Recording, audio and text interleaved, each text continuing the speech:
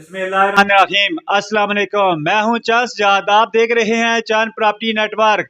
हमारे आज के मेहमान हैं गोरी टाउन की एक बहुत ही आम शख्सियत, जिनको लोग बाबा गोरी टाउन भी कहा जाता है और सुप्रीम कौंसिल के रुए रुआ भी हैं और एक गोरी टाउन की सियासी व समाजी शख्सियत हैं। और सबसे आम बात के यूनियन कौंसिल 40 से जमात इस्लामी की तरफ से उम्मीदवार बराए चेयरमैन भी हैं। हमारी आज की शख्सियत है गोरी टाउन की बहुत ही आम शख्सियत, उनका नाम है सरदार अब्दुल शकूर साहब। सरदार अब्दुल शकूर साहब, हम आपको प्रोग्राम में वेलकम करते हैं, खुश आमदीद। जी बहुत मेहरबानी जनाब। बिस्मिल्लाहिर्रहमानिर्रहीम। सुबहान अल्लाह व बिहम्दिही सुबहान अल्लाहिल अज़ीम।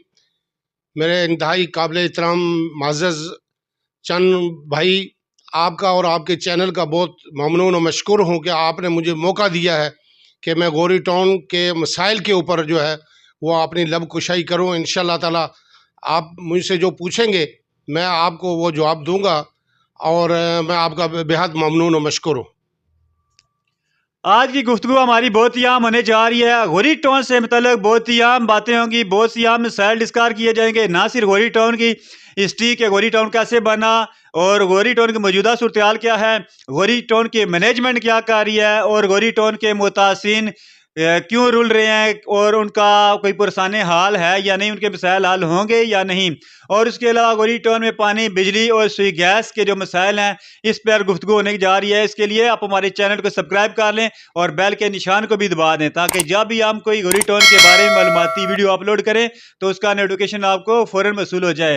तो चलते हैं गोरी टाउन के मतलब बातचीत करने के लिए बाबा गोरी टाउन सरदार अब्दुल शकूर साहब से हम सबसे पहले पूछते हैं, गोरी टाउन की जो तारीख है, गोरी टाउन कब बना, कैसे बना, इसके बारे में आप थोड़ा सा मुख्तसर सा इसका तो तारुफ करा दें, ताकि जो नए लोग हैं, हमारे नौजवान नस्ल है, वो गोरी टाउन में भी रह रही है लेकिन गोरी टाउन की हिस्ट्री के बारे में उनको पता नहीं है। और जो लोग यूट्यूब पे देख रहे होते हैं हमें, उनको भी गोरी टाउन की हिस्ट्री के बारे में पता नहीं है। ताकि हम गोरी टाउन का पस मंज़र बयान करेंगे, उसके बाद गोरी टाउन के मौजूदा मसाइल पे आएंगे। जी चंद भाई, बहुत शुक्रिया। इसका गोरी टाउन का पस मंज़र ये है कि ये 1998 में ये जो है वजूद में आए थे और गोरी टाउन में पहले 40 कनाल के ऊपर फ़ेज़ 1 जो है वो लॉन्च किया गया था। और उस 40 कनाल को फ़रोख्त करने के बाद राजा अली अकबर मरहूम और चौधरी अब्दुर्रहमान की मुश्तरका पार्टनरशिप से जो है फ़ेज़ 1 का जो है वो बाकायदा आगाज़ किया गया। फिर वो मुकम्मल हुआ, 200-300 कनाल जगह है और जो जो वो फ़रोख्त होता गया और वो आगे मज़ीद ख़रीदते गए और उससे आगे बढ़ते गए। फिर फ़ेज़ 2 हुआ, वो 200 कनाल के ऊपर मुश्तमिल है। फिर 3 है, वो 300 कनाल के ऊपर मुश्तमिल है। तो आखिर में जाके 2009 में जो है बेसिकली फ़ेज़ 4A जो है वो लॉन्च हुआ था, जिसमें इन्होंने 1,05,000 रुपया मरले के हिसाब से ये जगह है ये फ़रोख्त करनी शुरू की थी। तो डीलर्स को दावत दी थी कि आप आएँ और हमारे साथ इसका हिस्सा बने और ताकि हम फ़ेज़ 4A को गोरी टाउन को लॉन्च करें प्रॉपर तरीके से। गोरी टाउन इसलिए नाम बना कि ये सामने हमारे बिल्कुल आप देखते होंगे कि फ़ज़ाइया के सामने गोरी मिसाइल का एक वो नमूना वहाँ पे उन्होंने लगाया हुआ है और ये लोकेशन जो थी उसके बिल्कुल सामने थी। तो लोगों को यही समझाया जाता था कि वो गोरी मिसाइल के सामने है। तो वो गोरी को मिसाइल के सामना करते करते लोगों के ये मशहूर हो गया कि ये गोरी टाउन है। तो इस वजह से इसका नाम भी उसी गोरी टाउन के गोरी मिसाइल के ही निस्बत से जो है वो आगे जो है वो जो वहाँ पे सैंपल पड़ा हुआ है वो आगे बना और लोगों में मशहूर हो गया कि गोरी टाउन है। 4A का जब शुरू हुआ 1,05,000 से फिर 1,20,000 पे गया, बड़ा अरसा 1,20,000 रुपया मरला जो है वो रेट था। इसमें जितने भी मुलाजमीन हैं, सेक्रेटेरिएट के मुलाजमीन हैं, CDE के मुलाजमीन हैं और दिगर वफाकी मुलाजमीन हैं, उन्होंने जो है वो बढ़ चढ़ कर हिस्सा लिया इसमें और वो उन्होंने यहाँ पे जो है वो बुकिंग करवाई। बाद में फिर डीलर इन्वॉल्व हुआ। फ़ेज़ 4A जब निसफ तक पहुँचा, चूँकि वहाँ पे 4600 प्लाट है, तो जब निसफ तक पहुँचा फिर डीलर जो है कम्युनिटी जो है दाएँ बाएँ से जो थे वो अपने रोज़गार के लिए यहाँ पे आए। 1,20,000 1,25,000 रुपये मरला जो है वो उस वक्त सेल की गई। तो इन्होंने भी बड़ी अच्छे तरीके से जो है प्लाटों के ऊपर वो डेवलपमेंट शुरू की और वहाँ पे गलियाँ और सीवरेज ये जो दिगर इलाके थे, खन्ना पुल था उस वक्त, तरलाई थी, तो यहाँ पे गलियां बड़ी तंग थी, गंगाल था, इसमें गलियां 5-5 फुट की गलियां थी। तो इन्होंने जो ये रखा कि बाकी जगह पे 5 फुट की गली है या 10 फुट की गली है खन्ना पुल के ऊपर, तो हम जो है वो इस गली को बढ़ाकर 20 फुट, 25 फुट और 30 फुट कर की इन्होंने। तो उसकी वजह से करके लोगों ने ये बेहतर समझा कि खन्ना पुल पे और तरलाई में या शरीफाबाद में लेने से बेहतर है कि हम यहाँ पर लें। यहाँ पे उस वक्त अली मोहम्मद टाउन था जो उस वक्त बिक रहा था, और जो मुख्तलिफ गलियाँ, छोटी छोटी गलियाँ, 10 फुट की गलियाँ देकर वो बना रहे थे, जिनसे जो है वो डेवलपर ने जो पैसे देकर वो ऊपर सारी ज़मीनें जो हैं वो अपने नाम की। इसमें फिर चौधरी फजल साहब भी शामिल हुए, उन्होंने प्रॉपर 5 जो है वो शुरू किया। फिर 5B 5A ये चौधरी फजल ने शुरू किया था, और जो 4A है और 4B है और 4C1 4C2 और 7 जो है फिर आगे जो है ये चौधरी अब्दुल रहमान साहब और राजा अली अकबर साहब, और 7 जो है इसमें 7 का मतलब ये 7 पार्टनर थे, उसमें 7 पार्टनर जो थे इन्होंने मिलकर जो है ये फेज़ 7 शुरू किया। जब फेज़ 7 शुरू हुआ तो उधर से गुलबर्ग वालों ने भी अपना जो लॉन्च कर दिया। तो कुछ ज़मीनें गुलबर्ग वाले ख़रीद रहे थे, कुछ जो है वो गौरी टाउन के 7 ब्रदर्स जो थे, गौरी टाउन के मालकान जो थे, ये ख़रीद रहे थे। तो उसमें ज़िम्मेदारों ने ये किया कि जो शामलात थी वो इनको बेचना शुरू कर दी, जो हकीकी थी वो गुलबर्ग वालों को बेचना शुरू कर दी, जिसकी वजह से करके यहाँ पे मसाइल खड़े हो गए। और जो जब मसाइल खड़े हुए 7 में के अंदर आकर, तो वहाँ पर फिर लोग मुतासर होने शुरू हो गए, चूँकि फाइलें जो दी थी वो इलाके की मार्किंग करके दी थी। जब वो मार्किंग के अंदर ये फ़र्क पड़ा कि अच्छा ये तो जगह जो है ये गुलबर्ग को बेची हुई है, तो फिर उनको जब वो छोड़नी पड़ी तो लोग जो है मुतासर होना शुरू हो गए।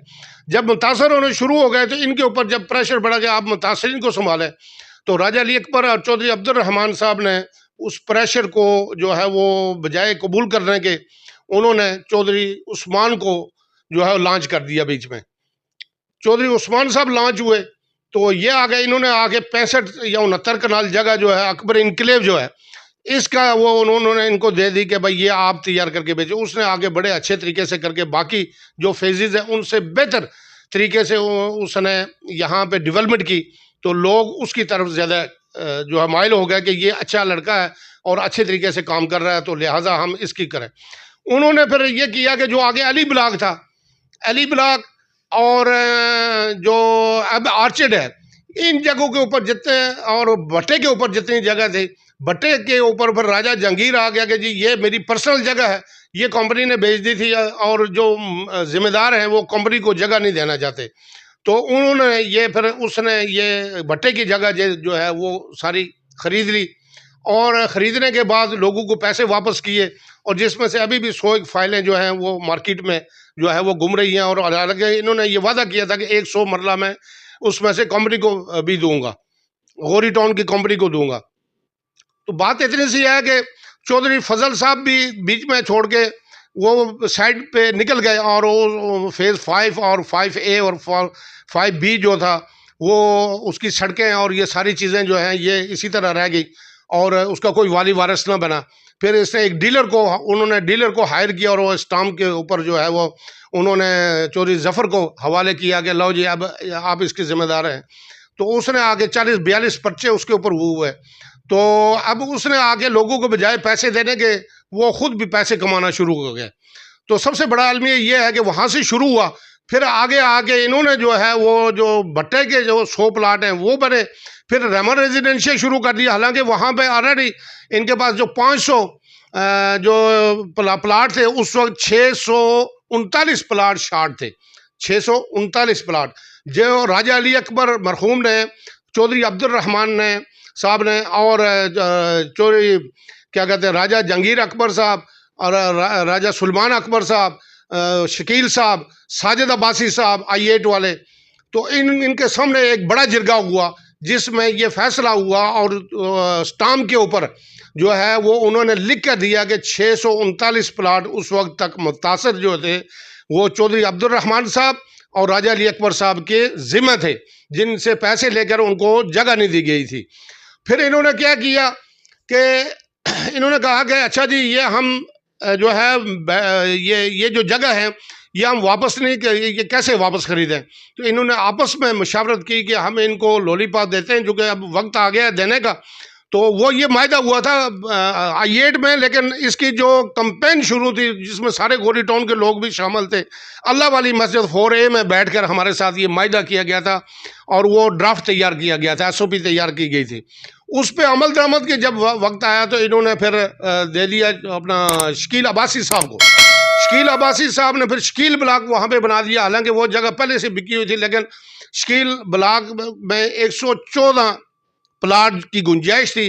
तो उनको उस कंपनी में ने भी 175 प्लाट सेल आउट कर दिए, ओवर सेल हो गए।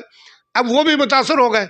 अब जो रहा जनाब अल्लाह, इन्होंने क्या किया कि जो 300 कनाल जगह थी उसके ऊपर सारे के सारे लोग ये एडजस्ट हो सकते थे, लेकिन बददियानती है।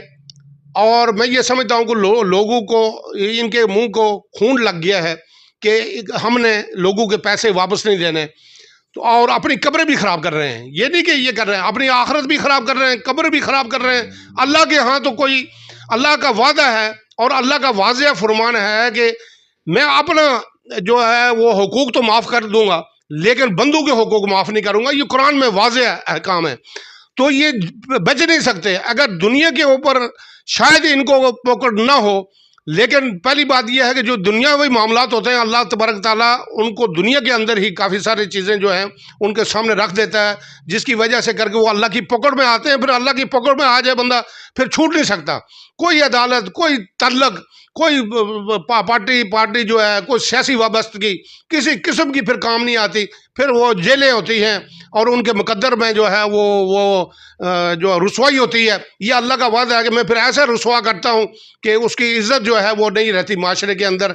मैं ये समझता हूँ कि लोगों के हुकूक देने से अल्लाह पाक की भी राज़ी होते हैं, और अल्लाह की मखलूक जब राज़ी होती है तो वो दुआएं देती है। मैं ये समझता हूँ कि अब जो ईमान ब्लॉक बना है ये 6400 नंबर के ऊपर बना है। तो इनको पता था कि ये 6400 नंबर जो है गौरी टाउन वालों ने, चौधरी अब्दुल रहमान ने और राजा अली अकबर साहब ने ये फरोख्त किए हुए हैं। इनको दोबारा से ईमान ब्लॉक बनाकर लोगों को फिर ये उसी फाइलों के ऊपर फाइलें भेजकर फिर लूट लिया गया। फिर जनाब अल्लाह ये पता था कि उस्मान ब्लॉक और अली ब्लॉक है, अली ब्लॉक है, यहाँ पर अली ब्लॉक के अंदर जो है वो लोगों के प्लाट हैं। इन्होंने फिर लिली ब्लॉक बनाकर उसको सेल किया, दोबारा सेल किया, जो ये बहुत बड़े कौमी मुजरम है। मैं ये समझता हूँ कि ये बहुत बड़ा स्कैंडल है, और अगर इसमें हमारे कौमी इदारे जो अपना किरदार अदा नहीं करते, तो मैं ये समझता हूँ कि वो भी अल्लाह के सामने जवाबदेह हैं। कि इनको, मैं ये समझता हूँ कि इनको पकड़कर जो है वो गिरफ्तार करके जेल की सलाहों के पीछे बंद करें, और जो लोगों के हक हैं वो अल्लाह की रज़ा के लिए वो इनके असासे जितने भी हैं गौरी टाउन के में, इसमें बिल्कुल ये वाज़ेह है कि इन्होंने यहीं से पैसा निकाला है। अगर इनकी बैकग्राउंड देखी जाए तो ये 1 रुपए के मालिक नहीं थे, मोटरसाइकिलों के ऊपर, साइकिलों के ऊपर आते थे। हम भी इसी तरह आते थे, हम नहीं कहते कि हम जो है, लेकिन अल्हम्दुलिल्लाह हमने फिर भी अपने जेब में इतने पैसे थे कि यहाँ के पे आगे इन्वेस्टमेंट करते रहे, लेकिन इनके पास कोई पैसे नहीं थे। ये मैंने मेरा दफ्तर था मेन सर्विस रोड के ऊपर, पर उस वक्त गौरी टाउन नहीं बना हुआ था। तो उस वक्त ये सिर्फ गौरी टाउन की फ्रेंचाइज मेरे पास थी, किसी और के पास, किसी डीलर के पास ये नहीं थी। तो एक हफ्ते में, 10 दिन में, 15 दिन में एक प्लाट सेल होता था। फिर जब ये तेज़ी आई और डीलर इन्वॉल्व हुए, तो फिर ये हफ्ते में एक बिकना शुरू हो गया। ये आगे मुझसे पैसे ले जाते थे, फिर ये 2 बिकने शुरू हो गए, फिर हफ्ते में रोज़ाना जब शुरू होते इन्होंने वो वहाँ पे ख़त्म कर दी, क्योंकि डीलर बहुत ज़्यादा आ गया था। तो उस वक्त जो है मैंने भी वहाँ से अपना दफ्तर क्लोज़ किया और फेज़ 5 के अंदर आ गया। तो बात यह है कि फेज़ 8 जो बना है ये 7B का हिस्सा था। इन्होंने 7B के लोगों को पैसे औने पौने अभी तक लोगों के पैसे बकाया है। तो और ये बेचने की चौधरी उस्मान साहब को देने की ज़रूरत नहीं थी। चौधरी उस्मान साहब ने आगे ये सिर्फ अकबर इनकलेब जो है ये दिखाकर, और इसके फूल बूटे, ये जो मेन रोडें बनाई हैं, ये अच्छा काम किए हैं। मैं नहीं कहता कि ये गलत काम किए, लेकिन इन अच्छे कामों के पीछे जो इसका नज़रिया था वो बहुत खौफनाक था। वो ये था कि इनको ये चीज़ें दिखाकर अवाम को वहाँ पर डबल प्लाट जो है, जो 3 महीने के अंदर इन्होंने फेज़ 8 300 कनाल के ऊपर डेवलपमेंट करके लोगों को अलाटी को देना था, वो आज तक नहीं दे सके। और हर प्लाट जो है, मेरा प्लाट के ऊपर कब्जा आपका है और आपके प्लाट के ऊपर कब्जा दूसरे भाई का है। ये इसकी पोजीशन है। इसी तरह से ये लिली ब्लॉक के ऊपर भी यही, कभी इनके गार्ड और उनके गार्ड दोनों दो दो प्लाट ये एडजस्टमेंट करते हैं आपस में मिलजुल कर और लोगों को ख़राब कर रहे हैं। जब कोई प्रेशर बढ़ता है, किसी बड़े की प्लाट होता है, तो वो जब आता है तो वो प्लाट तो वो आपका प्लाट दे देते हैं, मेरा प्लाट दे देते हैं। फिर वो थाने के चक्कर लगाता रहता है। जो तगड़ा होता है वो फिर वो प्लाट ले लेता है। जो अलग है, उसूल ये है, जिसका सबसे पहले पुरानी अलाटमेंट है उसको प्लाट मिलना चाहिए, जो बाद की अलाटमेंट है उसको प्लाट नहीं मिलना चाहिए। फिर जो ABC लगाकर जो बेचे हुए हैं उसमें मैं ये समझता हूँ कि डीलर भी उतने ही जुर्मदार हैं और मालकान जो है वो तो है ही हैं, लेकिन डीलरों के ने भी ABC लगे हुए प्लाट, उनको पता है कि ये प्लाट पहले से बिके हुए हैं, तो फिर उसको दोबारा बेचना जो है ये मैं समझता हूँ गुनाह कबीरा है और अल्लाह के यहाँ इसका हिसाब देना है। और किसी न किसी सूरत में अल्लाह तबारक ताला कभी बीमारियां भेज देते हैं उस बंदे को गिरफ्त में लेने के लिए, कभी उनको ऊपर जो अनहानी अनजानी अमवात भेज देते हैं कि बेवक्त वो दुनिया से चले जाते हैं, एक्सीडेंट के जरिए चले जाते हैं, हादसे के जरिए चले जाते हैं। ये अल्लाह की पकड़ होती है। और कभी कभार उनके बच्चे जो ऐसी ऐसी बीमारियों में मुब्तला होते हैं जिनका कोई इलाज जो है मुमकिन नहीं होता। ये अल्लाह की पकड़ इस तरह से होती है। ये नहीं कि अल्लाह पाक हमें सामने नजर आता है और हमें गर्दन से पकड़ के दबा लेगा। अल्लाह तबारक ताला ने मुख्तलिफ बंदों को राह रास्त पर लाने के लिए मुख्तलिफ जो है वो अजाब भेजता है, कभी बीमारियों की शक्ल में, कभी एक्सीडेंट की शक्ल में, कभी हादसाती मौत की शक्ल में। तो ये जो चीज़ें कभी जो सब कुछ होने के बावजूद कुछ नहीं है और लोगों के सामने हाथ फैला रहे हैं, और ये जो चीज़ें होती हैं ये अल्लाह की तरफ से होती हैं। और हमें अल्लाह तबारक ताला के हुजूर, सबसे पहले मुसलमान हैं हम, तो हमें पेश होना है, हमने अपने किए का हिसाब देना है, इसमें कोई दूसरी बात नहीं है। तो फिर क्यों ना हम दुनिया के अंदर ही सुरखरू होकर जाएं कि हम अल्लाह तबारक ताला के सामने भी सुरखरू हों और अल्लाह की मखलूक को भी हम जो है वो जो चीज़ें हैं उनकी अमानतें उनके हवाले करके जाएं। मैं ये समझता हूँ कि इस वक्त जितने भी जो हमारे गवर्नमेंट के इदारे हैं, चाहे वो FIA है, चाहे वो नैब है, चाहे वो IG साहब हैं, चाहे वो और इदारे हैं, यहाँ पे बहुत सारे इदारे हुकूमत के हैं जो इनके ऊपर नज़र होनी चाहिए थी, लेकिन इन्होंने, जिनके पास कुछ भी नहीं था, वो बहुत कुछ उन्होंने हर बेटे को अलग अलग और हर भाई को और हर सब को अपने लिए बड़े बड़े महल बना लिए। लेकिन जो है वो गरीब बंदा जो है, बेवा जो है, वो कई लोग मर चुके हैं, कई लोगों के घरों में तलाक़ें हो चुकी हैं इस वजह से करके। अगर किसी के बाप ने यहाँ पे लेके दिया था तो अब वो बाप के ऊपर आ गया और वो बाप के पास इतने पैसे नहीं है कि अपने दामाद को वो प्लाट वापस करे, तो उन्होंने उस बेटी को तलाक दे दी। ऐसी ऐसी जो है सूरत हाल से लोग गुजर रहे हैं। और ऐसे भी मौजूद हैं कि जो बेचारे इंतहाई बीमार हैं, चल भी नहीं सकते, और ये इन लोगों को शर्म व हया भी नहीं आती कि कम अज़ कम ऐसे लोगों को पहले प्रायोरिटी में जो है वो उनको उनका हक दें। लेकिन उनको भी ये रुसवा करते हैं। और 4 साल हो गए हैं लगातार हमने भी जदोजहद कर रहे हैं। 2011 से ये तंजीम मैंने खड़ी की थी और उस वक्त से लेकर आज तक मैं बूढ़ा हो चुका हूँ। शुगर का मरीज, सिर्फ इसे गोरी टाउन की परेशानियों की वजह से मैं शुगर का मरीज बन चुका हूँ।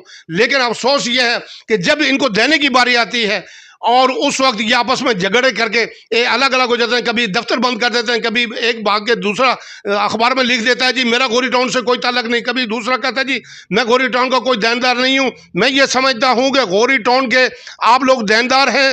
राजा अली अकबर साहब के जो यहाँ पे हमारे पास मायदे मौजूद हैं, जो स्टामों की सूरत में मौजूद हैं, तब जाके आप हकदार नहीं बनते कि अगर वो उन्होंने किसी का कोई पैसा ना देना होता फिर ये जायदादें आपके नाम होती तो ये आपका इनके ऊपर हक था। लेकिन ये लोगों के पैसों के ऊपर, लोगों की खरीदी हुई जगह, लोगों का आपने बेची हुई जगह है, उनसे पैसे लिए हुए हैं, तो ये विरासत नहीं है।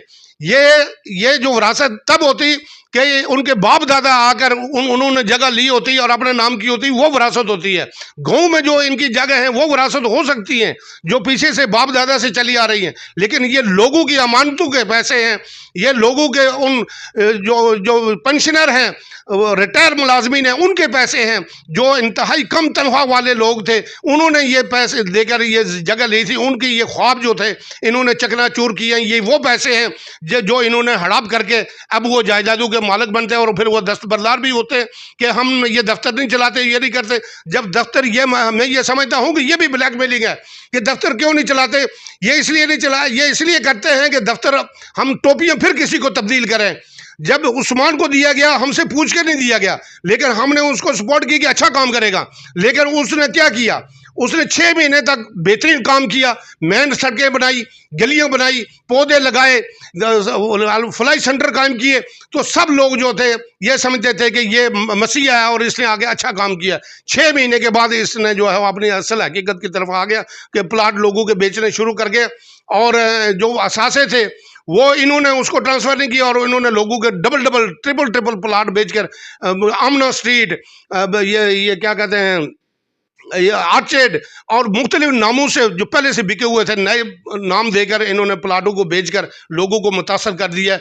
अभी वक्त आ गया है कि हम सब उठ खड़े हों और अपनी बका के लिए, अपने इन्वेस्टर की बका के लिए, अपने उन मजलूमों की बका के लिए जिनका जमा पूंजी जो थी सिर्फ यही थी और आज वो जो है दर बदर की इनकी ठोकरें खा रहे हैं और इन्होंने बड़े बड़े मुछंदर किस्म के जो है वो गार्ड रखे हुए हैं अपने बचाव के लिए कि वो डराते हैं, वहाँ पे धमकाते हैं। मैं ये समझता हूँ कि आईजी साहब जो है इसका सख्त नोटिस लें। FIA के जो चीफ हैं मैं उनसे गुजारिश करता हूँ दस्त बदस्ता के वो नोटिस लें, ये भाग जाएंगे और इनके नाम ECL में डाले जाएं और इनकी जायदादें जो हैं वो जब्त करके लोगों के हक अदा किया जाए। इसका यही एक हल है, या फिर जो है वो सुप्रीम काउंसिल और हमारी जो वेलफेयर कमेटी है जो है मैं ये समझता हूँ कि उनको आगे बढ़ के इस दफ्तर ये लूट मार करते हैं, कभी डेवलपमेंट चार्जेस बढ़ा देते हैं, पहले ही लोग मरे हुए हैं। ये किस चीज़ के डेवलपमेंट चार्जेस और किस चीज़ की ये चीज़ें लेके कोई डेवलपमेंट भी नहीं करते। तो डेवलपमेंट चार्जेस, स्कूटी, फलाना 5-6 चीज़ें करके 2, 2.5, 3 लाख रुपया जो है वो 4 लाख रुपया फिर ये लोगों से जो है वो जो डाका मार देते हैं। इसकी भी मैं मजम्मत करता हूँ। मैं ये समझता हूँ कि ये काम नहीं करना चाहिए। इनको free fund, free fill for जो है लोगों का हक अदा करना चाहिए और जो आला मुक्तदर हल्के हैं वो इसका नोटिस लेकर इनको एक जगह पर बिठाएं और हमारे सामने जो है इनकी जितनी लाइबिलिटी हमें पता है, इनके प्लाट कहाँ पर हैं, इनकी जायदादें कहाँ पर हैं, जो गौरी टाउन के जो है उन मजलूम अवाम के पैसों से इन्होंने खरीदी हुई हैं वो सारी की सारी कुर्क करके नीलाम करके जो है लोगों के हक अदा किया जाए। मैं ये भरपूर मुतालबा करता हूँ। इसी सिलसिले में हमारी ये जो एहतजाज का जो हमने कॉल दी हुई कि 24 घंटे के अंदर अगर इन्होंने दफ्तर न खोला और इन्होंने अपनी जिम्मेदारियां महसूस ना की तो इंशाअल्लाह ताला जो है वो हम हर उस फोरम पर जाएंगे जो हमें कानूनी तहफ़्फ़ुज़ देने के लिए हम पूरी उम्मीद है कि इंशाअल्लाह ताला हुकूमत वक्त भी, राना सनाउल्लाह साहब भी और FIA के हुकाम बाला भी और नैब के हुकाम बाला भी, चीफ साहब भी, और मैं ये समझता हूँ कि पुलिस चीफ IG साहब मोहतरम डॉक्टर साहब की भी जो है वो खुसूसी तौर पर उन लोगों का पेन लेते हुए जो है वो अहकामात जारी करेंगे कि इनकी गर्दनों को पकड़कर पाबंद सलासल किया जाए और इनको लोगों का हक अदा करने के लिए इनसे पैसे निकलवा कर उनके हक दिया जाए। बहुत शुक्रिया जी। बाबा गौरी सरदार अब्दुल शकूर साहब ने तो मैंने एक सवाल किया, इन्होंने पूरी गौरी टाउन की हिस्ट्री बयान कर दिया है और वो बातें, वो मालूमात आपको फराहम की हैं जो मेरे ख्याल से इससे पहले मैं खुद भी नहीं जानता था। और मेरे यहाँ पे 4 साल हो गए प्रॉपर्टी काम करते हुए। इतनी ज़बरदस्त मालूमात, इतनी ज़बरदस्त हिस्ट्री और एक एक फेज़ के बारे में इन्होंने आपको मालूमात दी हैं। गौरी टाउन फेज़ 1 से शुरू हुए, 1, 2, 3, 4, 5, 6, 7 तक ये गए, फेज़ 8 तक इन्होंने आपको बहुत ही ज़बरदस्त मालूमात फराहम की हैं। हम आप हमारे चैनल को सब्सक्राइब कर लें ताकि इससे भी बेहतर आपको मालूमात हासिल होती रहें। तो अब मेरे ख्याल से कोई सवाल की तो गुंजाइश ही नहीं रही। आपने इतनी मालूमात एक ही सांस में आपने हमारे चैनल के नाज़रीन को सारी की सारी मालूमात फराहम कर दी हैं। ये जो गौरी टाउन है, मैं ये कहता हूँ अपने चैनल के नाज़रीन को, इसकी इतनी ज़बरदस्त लोकेशन है कि पूरे इस्लामाबाद में ये एक बेहतरीन लोकेशन पे वाक़या है। जो गौरी टाउन की जो लोकेशन है वो बैरिया गुलबर्ग DHA के पास भी नहीं है, चूँकि गौरी टाउन 0 पॉइंट के पास, 0 पॉइंट के करीब तरीन सबसे बड़ी हाउसिंग सोसाइटी जो है वो गौरी टाउन है। जो गुलबर्ग, बैरिया, DHA है वो इससे बाद आते हैं और वो है भी महंगे। और जो गौरी टाउन है ये आम आदमी की दस्तरस में है और आम आदमी इसको ख़रीदना, बासानी लेना, मकान बनाना पसंद करता है और ये आम आदमी के लिए एक किस्म की सोने की चिड़िया है। तो बाबा गौरी सरदार अब्दुल शकूर साहब, आप इसके बारे में कुछ मैं सवाल बाद में कहा, मैंने सवाल कुछ और कर, लेकिन आप कुछ कहना चाह रहे हैं? मैं ये कहना चाह रहा हूँ कि बड़ी अफसोस की बात यह है कि इसके रजिस्ट्रियों पर भी पाबंदी, फर्दर रजिस्ट्रियों के ऊपर हम चाहते हैं कि रजिस्ट्रियों के ऊपर, इनके ऊपर पाबंदी मालकान के ऊपर होनी चाहिए, डेवलपर के ऊपर होनी चाहिए, और उसको पाबंद करना चाहिए कि ये जो आपके नाम जगह है ये आपको ट्रांसफ़र नहीं कर सकते, ये अलाटीज को ट्रांसफ़र करेंगे। हुकूमती इदारे जो हैं इसको पाबंद बनाएं कि ये जो CDR है या ये महकमा माल है, ये इसको पाबंद बनाए कि जो अलाटी है वो फाइल लेकर जाए, उसके नाम की ये ट्रांसफ़र करें ताकि उसको मलकियत मिल सके। बेसिकली ये सारी पेमेंट हो चुकी है, कोई पेमेंट इनकी बकाया नहीं है कि जो हम कहेंगे कि लोगों के ज़िम्मे को पैसे बकाया हैं तो इनको नाम ना करें। मैं ये समझता हूँ कि ये भी बहुत बड़ी ज़्यादती अलाटियों के साथ भी है। जो सबका रिहायशी है 1999 से जो 98 से जो रिहायशी है उनके साथ ज़्यादती है कि वो तो उनकी जो अपनी मलकियत है, तो फिर उनकी रजिस्ट्री के ऊपर पाबंदी नहीं होनी चाहिए। ये रजिस्ट्री के ऊपर अगर पाबंदी होनी चाहिए तो इनके ये जो बाहर बेचेंगे उनके ऊपर पाबंदी होनी चाहिए, बल्कि एक SOP बनाकर जो है हुकाम बाला जो है इनको पाबंद करेंगे। ये जो जगह जो है महकमा माल जो फाइल जो है, जो इनकी जारी करदा फाइल है वो लेकर आएगा तो उसको वो जगह ट्रांसफ़र हो, तो ये अपने किसी नाम या किसी अपने भाई के किसी दूसरे तीसरे के बाहर ना भेज सकें और ताकि लोगों को मज़ीद नुकसान ना हो।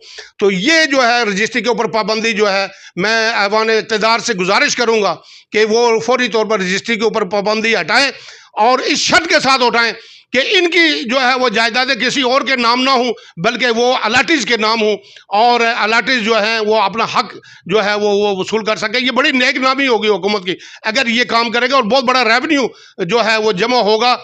और मैं ये समझता हूँ कि इस वक्त गौरी टाउन को, सब डीलर भाइयों को, तमाम अलाटीज़ को यकजा होने की ज़रूरत है और अपना हक लेने के लिए हर वो कानूनी रास्ता इख्तियार करेंगे जो हमें जो है वो नज़र आएगा कि हमें यहाँ से उम्मीद लगेगी कि यहाँ से हमें जो है इंसाफ मिलेगा, हमें वो इक़दाम उठाएंगे।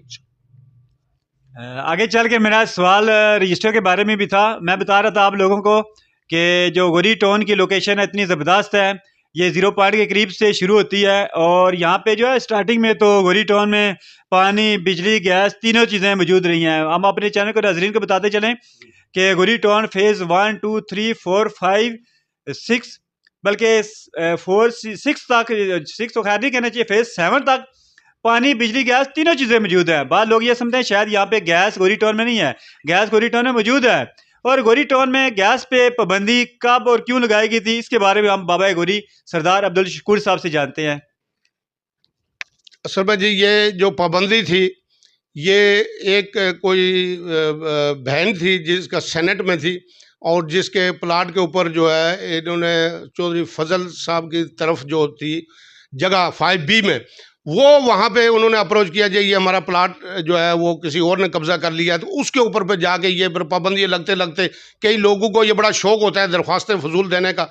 तो मैं ये समझता हूँ कि जिस तरह से चंद साहब ने फरमाया कि बिलाशुबा जो है वो गौरी टाउन की जो लोकेशन है वो इंतहाई बेहतरीन है, और ये कोई सोसाइटी नहीं है, ये तो ये कभी 50 कनाल जगह लेके भेज दी, कभी 100 कनाल जगह लेके भेज दी, कभी इस तरह से करके ये सराउंडिंग का जो एरिया है, तरलाई का एरिया है या खन्ना पुल का एरिया है, या आप ये समझ लें कि शरीफाबाद का इलाका है, अंदरून शरीफाबाद है, उन गलियों से ये लाख दर्जे बेहतर जो है वो डेवलप किया गया था अगर इनकी नीयतें जो है वो ख़राब ना होती और ये लोगों के साथ जुल्म ना करते।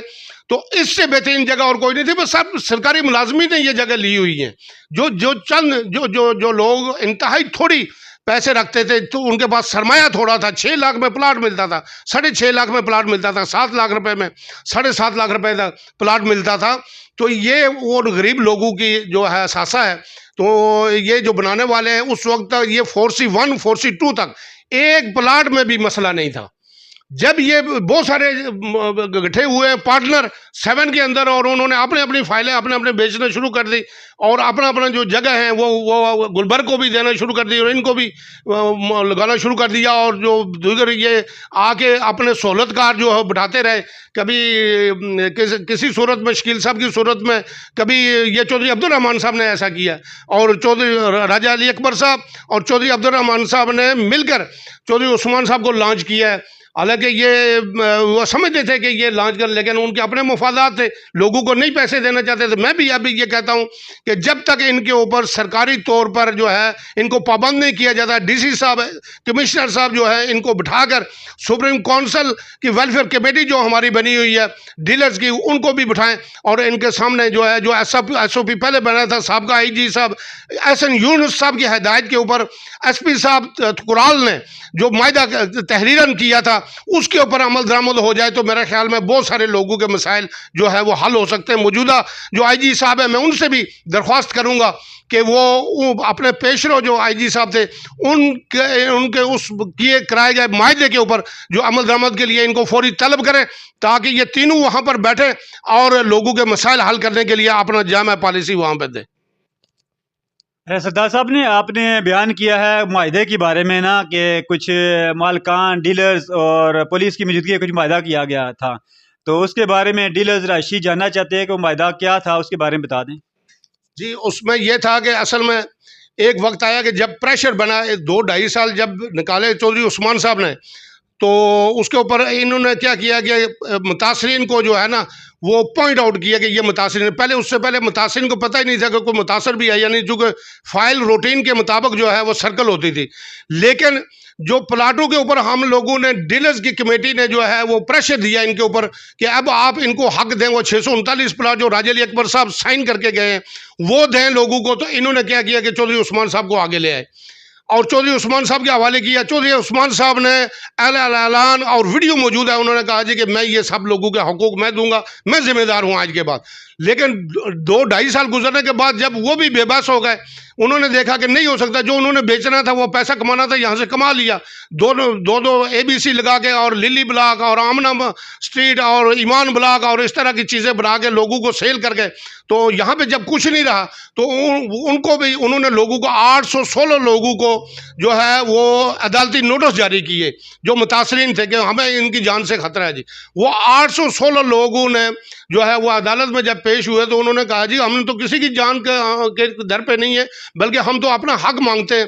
तो इन्होंने फिर ये ऐलान किया चौधरी उस्मान साहब ने कि गौरी टाउन जो था मेरे पास सिर्फ कोई इख्तियार नहीं था, मैं इसको वापस करता हूँ, मेरा आज के बाद कोई तल्लक वास्ता नहीं है। फिर राजा जंगीर साहब जो है मैदान में आए और उन्होंने आके डीलर वेलफेयर कमेटी को जो हमारी सुप्रीम काउंसिल बनी है इसको अप्रोच किया और उन्होंने हमसे हल्फन वादा कहा, हल्फन वादा किया कि मैं आप हमारा साथ दें, हम आपका साथ देते हैं और हम अल्लाह को हाजिर नाज़र जान के अपने बच्चों की कसम उठाते हैं, अल्लाह की कसम उठाते हैं कि हम मुतासिरीन का हक देने के लिए वापस आ रहे हैं। तो आप चौधरी अब्दुल रहमान साहब को भी तैयार करें, वो वापस आने के लिए तैयार नहीं है। तो फिर हमारी जो सुप्रीम काउंसिल थी वो दोस्त सारे मिलकर हम उनके पास गए और उनको जाकर हमने मनाया कि आप वापस आएँ, चूँकि दोनों मालकान असल हकीकत में मालकान आप ही हैं। आप जो ठेकेदारों के हवाले गौरी टाउन को कर देते हैं, अब भी अगर कोई खुदा न ख्वास्ता ऐसी कोई गेम है या ऐसी कोई टोपी बदली करने की कोशिश की गई तो हम आहनी दीवार साबित होंगे इनके सामने। अब कोई और जो है टोपी बदली नहीं करने देंगे, किसी ठेकेदार को गौरी टाउन हवाले नहीं करने देंगे। हवाले होगा तो चौधरी अब्दुल रहमान इसका जिम्मेदार है, राजा जंगीर अकबर इसका जिम्मेदार है और यही वो लोगों के जो मुतासरीन के मसले को हल करेंगे। और चौधरी उस्मान जो है वो अपने फेज़ 8 के मुतासरीन को और लिली ब्लॉक के मुतासरीन को और ये आर्चर्ड के मुतासरीन को वो हल करने के वो पाबंद है। तो मैं ये समझता हूँ कि इस वक्त ये जो गेमा ये इस वक्त जो सूरत हाल बनी हुई है, राजा जंगीर अकबर साहब ने हमारे साथ वो हल्फन किए गए गवादों को पूरा नहीं किया और जिसके ऊपर इन्होंने राजा सफ़ीर अकबर को फिर अटारनी दे दी। और राजा सफ़ीर अकबर चूँकि एक सियासी मैं ये समझा कोई बदला लड़का है और उनको ये सोसाइटी चलाने का बिल्कुल तजर्बा नहीं है, जिसकी वजह से करके आकर यहाँ पर वो उन दोनों राजा सफ़ीर अकबर और इंतज़ामिया चौधरी अब्दुल रहमान के दरमियान में आपस में जो मामलात है वो टसल शुरू हुई और जिसके ऊपर सफ़ीर अकबर ने आकर कहा कि जी मेरा इससे कोई तल्लक नहीं है। और बेशक ना तल्लक नहीं है तो अटारनी किस बात की ली गई थी। और चंद अर्सा पहले जो है वो अपने वीडियो पैगाम जारी कर करके जी मैं गौरी टाउन के मसाइल मुतासरीन के साथ मेरे साथ खड़े हूँ जी, मैं आगे बढ़ के हल करूँगा। वो आपकी किधर गई हैं? वो जो कस्में थी, जो लारे दापे थे, जो इतने बड़े दावे थे, वो कहाँ गए हैं? तो अभी क्यों भाग रहे हैं इससे? भागने नहीं देंगे इंशाल्लाह ताला। राजा जंगीर अकबर साहब, चौधरी अब्दुल रहमान साहब, उस्मान साहब अपनी अपनी जिम्मेदारियां पूरी करें, इसमें कोई रियायत नहीं होगी। और ना ही हमारा कोई जो है दोस्त है, ना ही हमारे लिए कोई बैड है, ना ही जो बेस्ट है। हम ये चाहते हैं कि गोरी टाउन के मसाइल हल हों, मुतासिरीन के मसाइल हल हों, और ये जो आपने पैसे लिए हुए हैं और लोगों को वो लौटाएं। आप देख रहे हैं और सुन रहे हैं बाबा गौरी सरदार अब्दुल शकूर साहब को, ये बहुत ही ज़बरदस्त बातें हैं। हम तो ये कहते हैं फलाह मेहमान की इनकी शफात से भरपूर बातें, तलका खेज़ बातें आज आपने देख और सुन रहे हैं कि वाकई बाबा गौरी टाउन या सरदार अब्दुल शकूर साहब जो बातें कर रहे हैं उनकी बातें बहुत ही तलका खेज़ हैं और इनकी शफात से भरपूर हैं। कि उनकी जो ग्रिप है गौरी टाउन पे, उनके जो मालूमात हैं गौरी टाउन पे, जितनी इनके मालूमात है और गौरी टाउन के बारे में उसकी इतनी मालूमात किसी भी और डीलर को मालूमात हासिल नहीं है। और आज आप गौरी टाउन के बारे में बहुत ही ज़बरदस्त मालूमात हासिल कर रहे हैं। गौरी टाउन की जो बारे में बातें जो की जा रही हैं, बेसिकली गौरी टाउन के मैनेजमेंट के बारे में बात की जा रही है।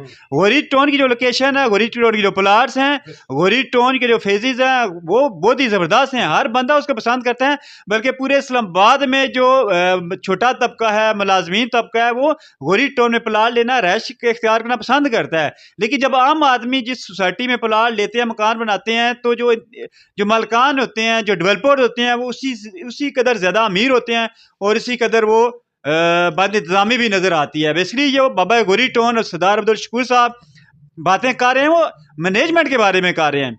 तो ये जो हमारी सुप्रीम कौंसिल है, अगर ये ना होती तो अभी तो इसका मतलब है ये इंतज़ामी मामलात मज़ीद बिगड़ चुके होते। ये बल्कि एक फाइल 2-2, 3-3 दफ़ा नहीं बल्कि 10-10, 12-12, 15-15 दफ़ा बिक चुकी होती। यही बात है सरदार साहब।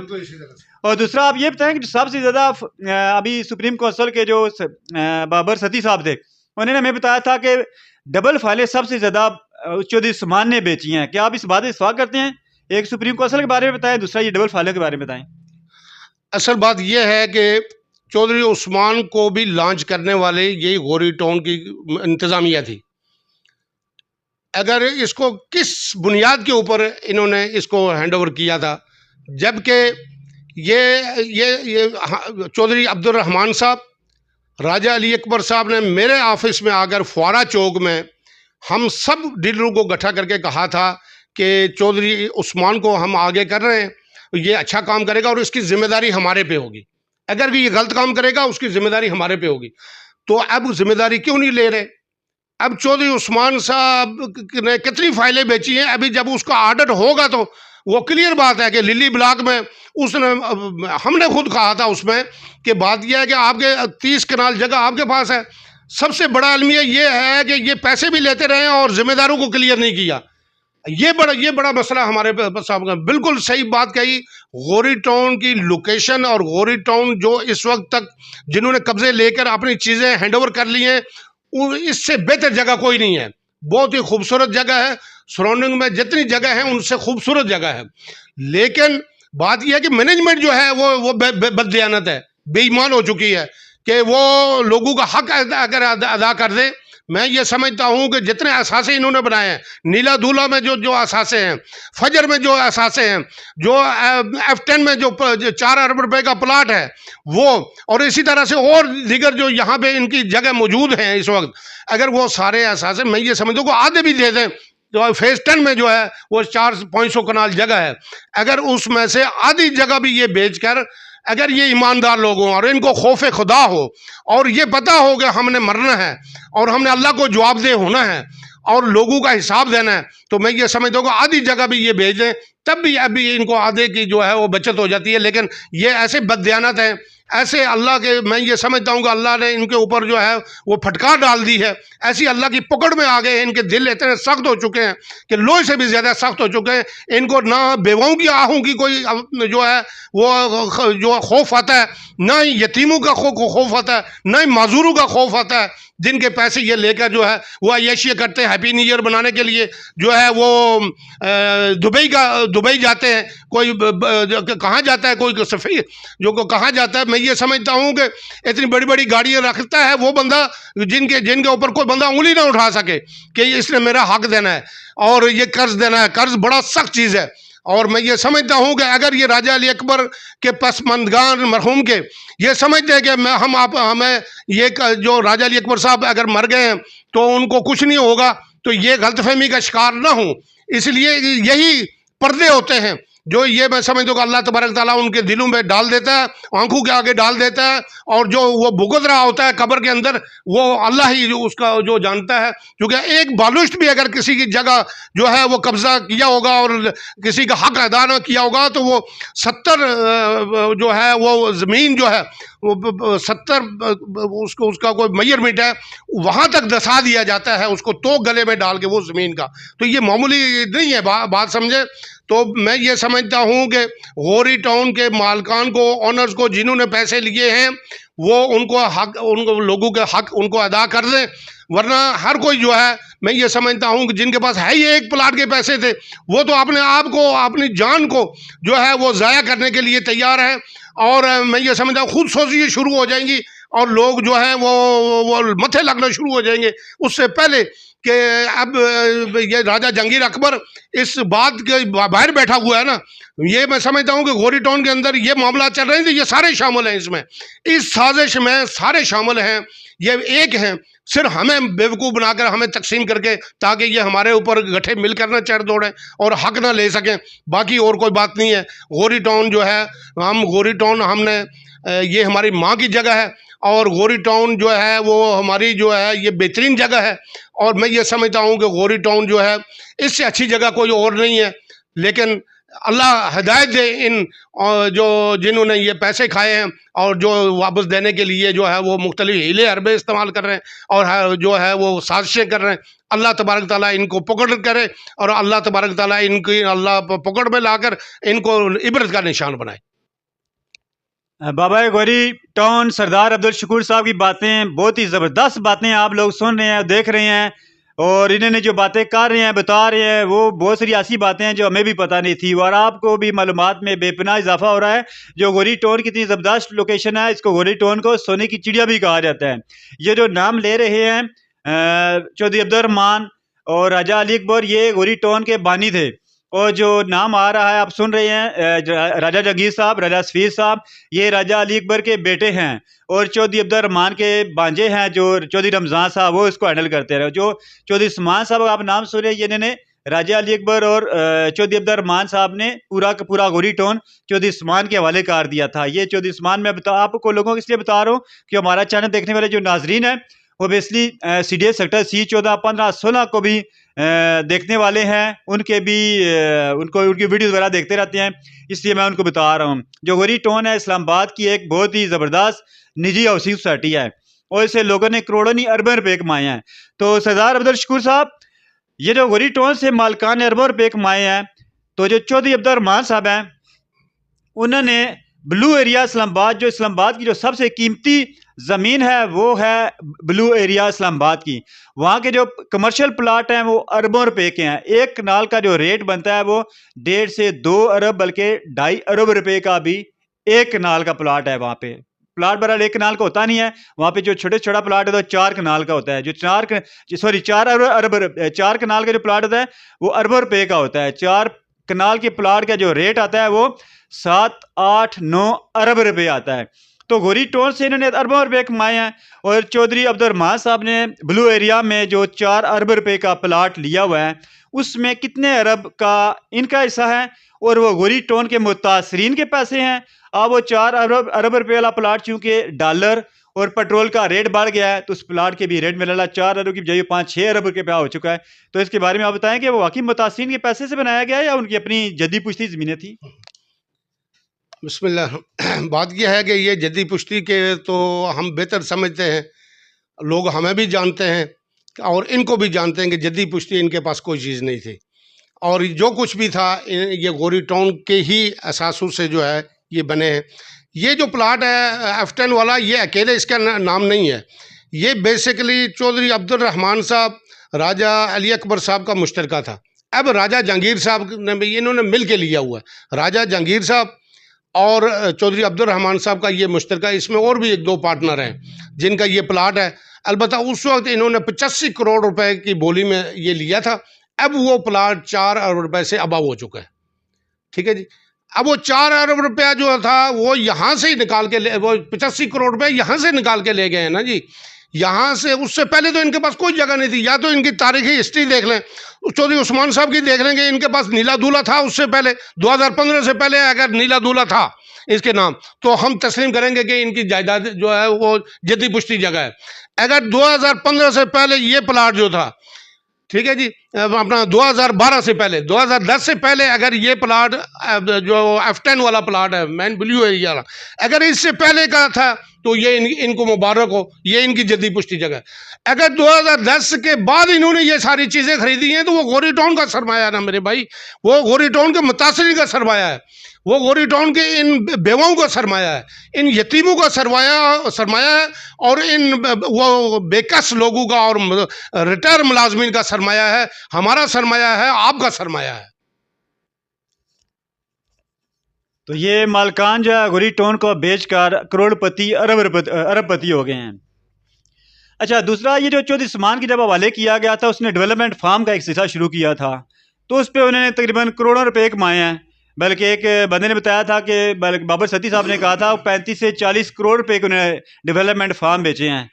तो आप क्या समझते हैं कितने करोड़ों रुपए के उन्होंने फार्म बेचे होंगे, कितने करोड़ों रुपए के उन्होंने डेवलपमेंट फार्म बेचे हैं, और आया कि उन्होंने डेवलपमेंट पे भी कोई पैसा खर्च किया या नहीं? असल में ये है कि वो जो डेवलपमेंट फार्म थे उस वक्त जो उन्होंने उससे पैसे इकट्ठे किए, मैं अपने नॉलेज के मुताबिक कह रहा हूँ, इसमें से कोई मेरा ख्याल में 23 करोड़ रुपया मेरे ख्याल में चौधरी ये जो पीछे हैं मंजूर साहब उनके देने थे, कोई वो दिए, और इसी तरह से चौधरी मसूद को 12 करोड़ रुपए दिए, और ये जो मेन रोड बनी थी ये जो उनके हिसाब से ये 2 करोड़ रुपए तो कम से कम इस पे भी लगा होगा। जो दिगर अखराजात थे तो चलो ये तो हो गई बात। बेसिकली जो उन्होंने चीज़ें अलग से बेची है ना जी, वो सारी की सारी जो है वो ABC लगा के बेची है, दूसरे नाम लेकर बेची है वो लोगों के साथ बड़ा ज्यादती की है। डेवलपमेंट का ये जब सिलसिला शुरू हुआ ना, चौधरी अब्दुल रहमान साहब ने हमसे जो डेवलपमेंट के मद में इन्होंने पैसे शुरू किए थे, ये 4C2 में बिल्कुल डेवलपमेंट के नहीं थे। इसमें सबसे अहम बात जो मैं आपको बताना चाहता हूँ वो ये है कि 4C2, 4C1 और उससे पहले जितने भी फेजेस थे वो किस्तों के ऊपर थे। ठीक है जी, डाउन पेमेंट देते थे 1-2 लाख रुपया, 3 महीने का टाइम होता था, 6 महीने का टाइम होता था, साल में भी पैसे रिकवर कर। इसी तरह फेज 7 में भी किस्तों के ऊपर था। ठीक है जी, इतने पैसे पहले दे दें और बाकी। लेकिन फेज 8 1 डे कैश पे के ऊपर बिका है, और वो विद डेवलपमेंट चार्जेस था। ठीक है जी, ये बड़ी गौर तलब बात है। जो फेज 8 है वो और रहमान रेजिडेंशिया है, ये 1 डे कैश के ऊपर बिका है।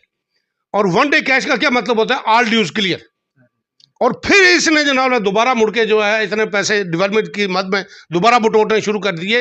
ये जो इंतहाई बदतरीन की जो है, मैं ये खयानत जो है बदतरीन जो है ये है कि इन्होंने 1 डे कैश के ऊपर प्लाट बेचकर और फिर उसके बाद डेवलपमेंट चार्जेस भी बाद में जब देखा कि वो खा पी के चीज़ें ले लिए, और जो बाकी चीज़ें पूरी करने के लिए इन्होंने डेवलपमेंट चार्जेस भी डाल दिए, और लोग बेचारे मजबूर हैं, परेशान हैं, धक्के खा रहे हैं, और कहते हैं प्लाट मिल जाए, और ये उनसे वो भी पैसे बटोर लेते हैं, डेवलपमेंट चार्जेस की मद में भी बटोर लेते हैं, सिक्योरिटी की मद में भी बटोर लेते हैं, नक्शे की मद में भी बटोर लेते हैं, लेकिन देते कुछ भी नहीं है क्योंकि वहाँ पर किसी और का कब्जा होता है।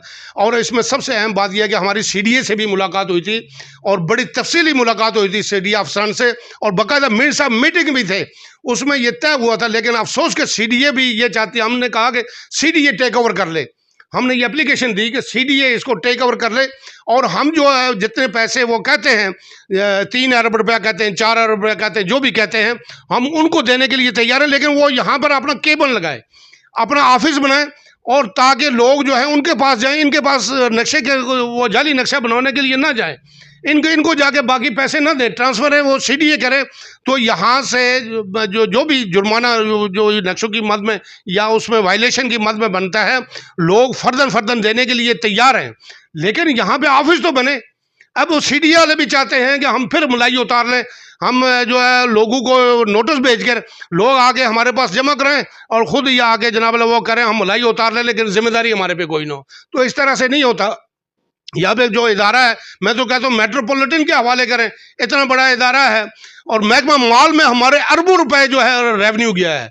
तो वो अब वो पाबंदी लगाने की क्या वजह बनती है ये रजिस्ट्री के ऊपर, जबकि अरबों रुपए वो हमसे वसूल कर चुके हैं टैक्स की मद में।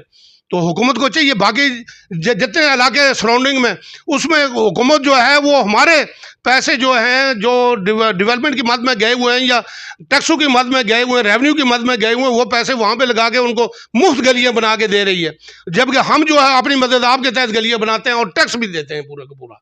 तो ये बड़ी जो ज्यादती है ये इदारे भी करते हैं जिनको जो उनको नहीं करना चाहिए, और उनकी को भी अपनी जिम्मेदारियां पूरी करनी चाहिए। बाबा गोरी टाउन सरदार अब्दुल शकूर साहब ने बहुत ही ज़बरदस्त और आम बातें हमें बताई हैं गोरी टाउन के बारे में, गोरी टाउन की हिस्ट्री के बारे में, मैनेजमेंट के बारे में उन्होंने बातें की हैं, और जो स्वी गैस है उसके बारे में बात हो चुकी है। अब हम इनसे बात करेंगे चूँकि ये सियासी और समाजी शख्सियत हैं, और यूनियन कौंसल 40 से ये उम्मीदवार बनाए चेयरमैन भी है जमात इस्लामी के। तो अब हम इनसे थोड़ी सी सियासी बातें भी करना चाहेंगे, बिलखसूस जो रजिस्ट्रियों पे पाबंदी है और बिजली का जो मसला है, जो फेज़ 7 में बिजली का मसला है, और गोरी टाउन में जो बिजली के पे बैन लगा दिया था फिर हटा दो, उसके बारे में। तो पहले सवाल में मैं ये रजिस्ट्रियों के बारे में मज़ीद इनसे बात करूँगा। बहुत कुछ अब मालूमात सरदार अब्दुल शकूर साहब आपको बता भी चुके हैं। एक तरफ हुकूमत जो है वो मांग रही है पैसा कि पाकिस्तान चलाने के लिए, हुकूमत चलाने के हमें पैसा दें चाइना और सऊदी अरब, यूएई, दूसरे मुल्कों से, और दूसरी तरफ जो पाकिस्तानी आवाम इनको रजिस्ट्रियों की मद में स्टेट बैंक ऑफ पाकिस्तान से रजिस्ट्री के लिए फॉर्म खरीदते हैं, उसकी मद में करोड़ों नहीं बल्कि अरबों रुपए हुकूमती खजाने में जा रहे थे, उसको इन्होंने बंद कर दिया। इसके बारे में आप कुछ बात करें।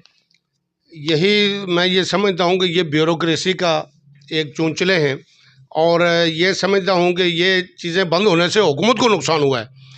देखें, यहाँ पे रजिस्ट्री के ऊपर पाबंदी लगी तो जो रोज़ाना की करोड़ों रुपए जो थे महकमा माल जो वसूल करता था स्टाम्प की मद में और फीस की मद में, ट्रांसफ़र फीस की मद में रजिस्ट्री की, तो वो सारी की सारी तो ब्लॉक हो गई। तो नुकसान किसको हो गया? ये महकमा माल का हुआ।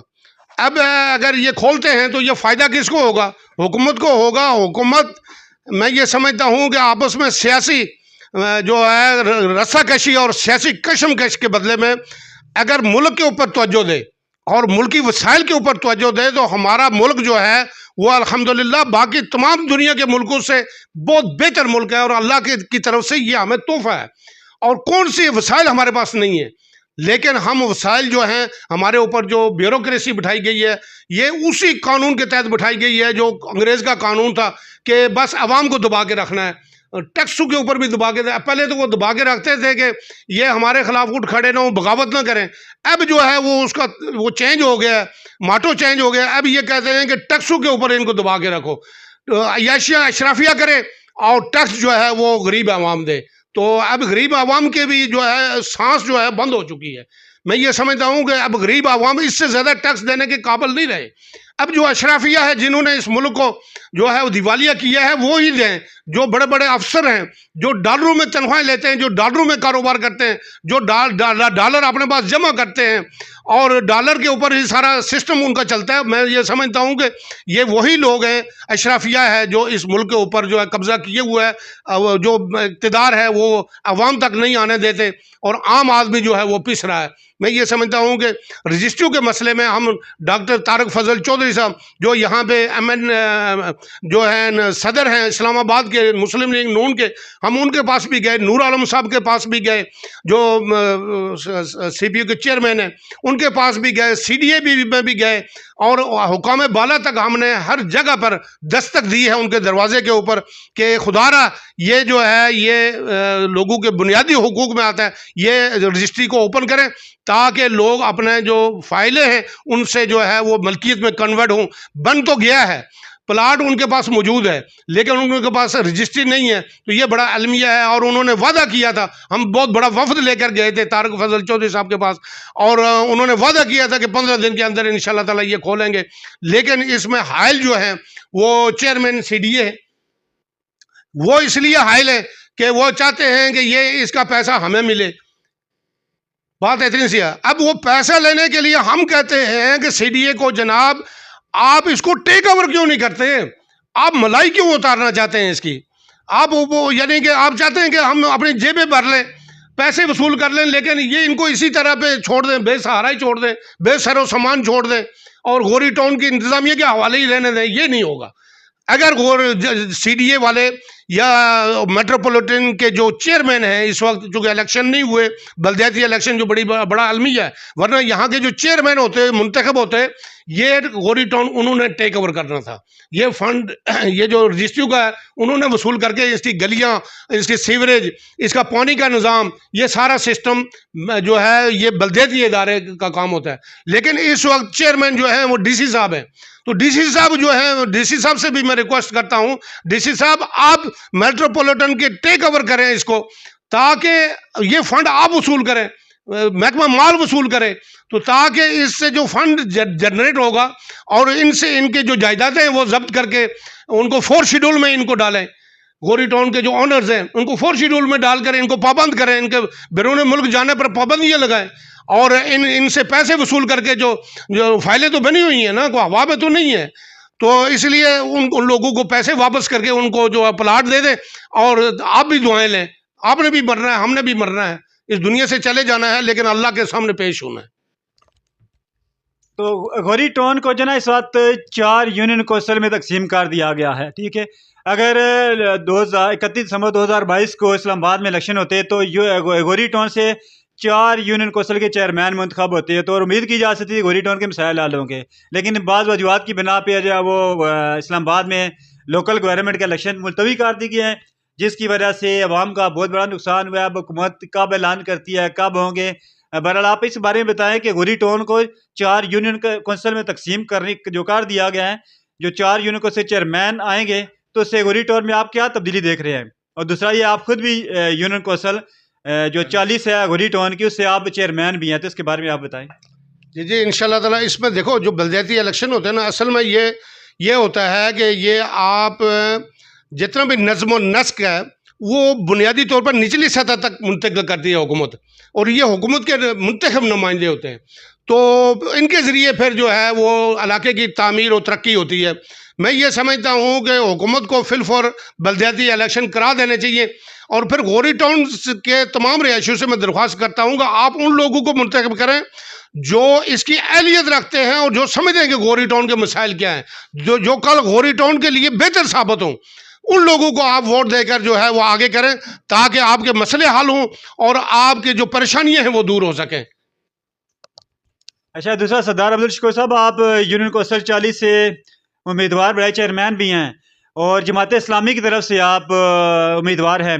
तो जो जमात इस्लामी की जो नेशनल सतह पे पॉलिसी है वो तो सोलो परवाज कर रही है, वो तो किसी पार्टी के साथ नहीं चल रही है। और जो गौरी टाउन की जो सियासी सूरत हाल है वो तो एक डिमांड कर रही है कि साहब मिलजुल कर चले, जो भी यूनियन कौंसिल 4 चेयरमैन को मिलकर चले, डीलर्स बाई समाजी। तो फिर आप कैसे इनके साथ मिलजुल के चलेंगे? उधर तो जमात इस्लामी सोलो परवाज, इधर आपकी मजबूरी होगी नून लीग, पीपल्स पार्टी, पीटीआई, ये तो आपके लिए मुश्किल नहीं पेश आएगी, आप उनके साथ मिलकर चलना पड़ेगा आपको। आप तो जमात इस्लामी के अगेंस्ट ही चले जाएंगे। असल में बात यह है कि जहाँ तक इलेक्शन का हिसाब है, हम अपने तराजू निशान के ऊपर है ही इलेक्शन लड़ेंगे, लेकिन जहाँ तक गौरी टाउन का मसला आता है, कोई भी हो, हमने ये रखा हुआ है, एक अपना तरतीब बनाई हुई है कि गौरी हमारा घर है, सबसे पहले गौरी टाउन, बाकी बाद में। इसलिए हमने किसी भी जमात के साथ जो भाई हमारे साथ आते हैं या हम उनके साथ जाते हैं, हम सियासी वाबस्तगियों से बालातर होकर जाते हैं। चौधरी डॉक्टर फजल चौधरी साहब के पास हम गए, मैं जमात इस्लामी का, हालांकि यहाँ का अमीर भी हूँ, हल्का 40 का अमीर भी हूँ और चेयरमैन का उम्मीदवार भी हूँ, लेकिन मैं उनके पास गया हूँ चूँकि गौरी टाउन के लिए गया हूँ। मेरा ज़ाती अगर मैं जमाती बुनियादों पर होता मैं कभी ना जाता, लेकिन मैं चूँकि गौरी टाउन, मुझे जो है गौरी टाउन के मसाइल इस कदर हैं, हमें जो है वो इत्तेहाद जो है वो इन सियासी बुनियादों से ऊपर होकर जो है हम ये इसके लिए मसाइल के हल के लिए कोशां हैं। सियासी बात भी शुरू हो गई है और सियासी रहनुमा भी हैं और डीलरों के भी रहनुमा हैं और रहायशियों के भी ये रहनुमा हैं। तो पाकिस्तानी कौम को जो है ना, ये बिजली के हवाले से मेरा ये सवाल हो रहा है। गौरी टाउन में जो बिजली की सूरत हाल है, बिजली पे जो पाबंदियाँ लगती हैं, बिजली के मीटर पे पाबंदी रही है, अभी पाबंदी ख़त्म भी हो रही है और कुछ पे अभी फेज 7 पे पाबंदी, उस वाले से मेरा सवाल है थोड़ा सियासी। पाकिस्तानी कौम को ना एक बड़ी उम्मीदें थी इमरान खान से व्यवस्था कि इमरान खान आके मुल्क की तकदीर बदल देंगे, बहुत कुछ करेंगे। तो जब वो इक़्तिदार में आए तो गोरी टाउन के रहायशियों ने बड़ा उनको वेलकम किया, बड़ा उनको वोट दिए। तो उन्होंने गोरी टाउन के मसाइल हल करने की बजाय सिर्फ अपना बनी गाला वाला मसला हल कर लिया। तो गोरी टाउन के मसाइल तो उधर ही रह गए। दूसरा, उन्होंने आते ही गोरी टाउन में बहुत सारी पाबंदियां लगा दी उनकी हुकूमत में, और बिजली के मीटर पे भी उन्होंने आती बैन कर दिया था। तो इसके बारे में आप भी कुछ। असल में आप वो बहुत मुल्की सियासत के ऊपर चले गए। असल में बात यह है कि ये इमरान खान की गवर्नमेंट, पीटीआई की गवर्नमेंट ने आके बिजली के ऊपर पाबंदी नहीं लगाई थी। ये पाबंदी 2015 में लगी थी और उस वक्त नून लीग की हुकूमत थी। मैं आपको हकायक बताता हूँ। तो वो पाबंदी आके राजा खुर्रम नवाज साहब, चूँकि हम जमात इस्लामी के होते हुए भी हम राजा खुर्रम नवाज साहब का पूरा ग्रैंड जिरगा हम लेकर गए और कई बार गए और उनका दरवाज़ा हमने हिला के रख दिया। तो उन्होंने फिर ये पाबंदी हटाने के लिए उन्होंने एग्जीक्यूटिव आर्डर जारी कराए और वहाँ से जो है वो पाबंदी उठी, बिजली के ऊपर पाबंदी उन्होंने उठवाई। बिल्कुल ये बात सच्ची करनी चाहिए। 2018 में भी बंदी लगी थी। जी जी लगी हुई थी। जी जी नहीं, ये 2015 से लगी थी। मीटर के ऊपर पाबंदी जो है ना, बेसिकली हाँ, बिजली और गैस के मीटर के ऊपर 15 से लगी थी। और 15 के बाद ये हुआ था कि वो आस्ता आस्ता करके वो असरात जो थे ना आगे बढ़ना शुरू हो गए। तो जाके 18-19 में फिर उरूज पे पहुंच गए कि बिल्कुल स्टक कर गए। पहले चोरी छुपे लगते थे, तो वो फिर जो जब स्टक हो गए तो हमने फिर राजा खुर्रम नवाज साहब जो यहाँ के सिटिंग एमएनए थे उनके साथ हमने मुज़ाकरात किए और तमाम जमाती वाबस्तगियों से बालातर होकर किए, चूँकि वो गोरी टाउन से वो जीते हुए थे, उनको वोट जो है अक्सरियत में मिले थे। तो उन्होंने वो वादा अपना पूरा किया और उन्होंने बिजली के ऊपर पाबंदी जो उठवाई थी। लेकिन जो बाकी पाबंदी, हम ये चाहते हैं कि गोरी टाउन जो है, हम यहाँ पे जितनी भी सियासत करते हैं वो गोरी के लिए करते हैं। सियासत इबादत है, मैं ये समझता हूँ, अगर की जाए तो सही तरीके से।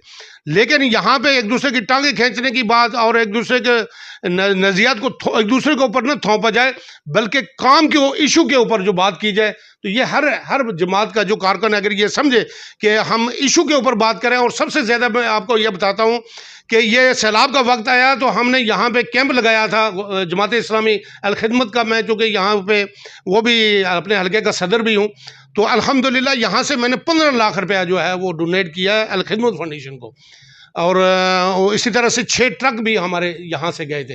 वो लोगों ने अल खिदमत के ऊपर भरपूर जो है वो एतमाद का इज़हार किया और जमात इस्लामी के ऊपर पैसे देने के सिलसिले में पूरी आवाम, चाहे वो किसी जमात से है, आंखें बंद करके जमात इस्लामी और अल खिदमत को ये पैसे देते हैं कि ये अमानतदार लोग हैं। यार अल्लाह के बंदो, जब आप समझते हैं कि ये अमानतदार लोग हैं तो फिर ऐवान में भी ईमानदार लोगों को क्यों नहीं भेजते हैं? आप उन यहूद नसारा के और उन एजेंटों को क्यों सपोर्ट करते हो और उनको सेकुलर जमातों को क्यों सपोर्ट करते हो?